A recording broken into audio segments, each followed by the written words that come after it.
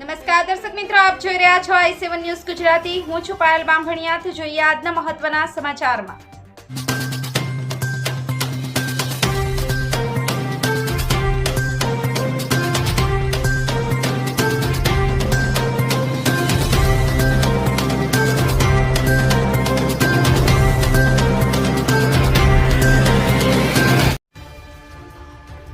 સાબરકાંઠા જિલ્લાના ખેડબ્રહ્મા તાલુકામાં કચ્છકડવા પાટીદાર તાલુકાના ઉપપ્રમુખ શ્રી ડાયાભાઈ માકાણી કે જેઓ તેમના પરિવાર સાથે અમેરિકા જતા પહેલા મતદાન કરી પછી રવાના થયા હતા।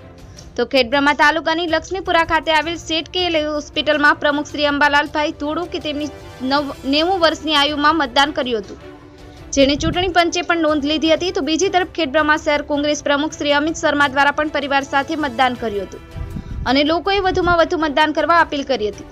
Bureau chief Hasmukh Prajapati, i7 news Gujarati, Sabarkantha.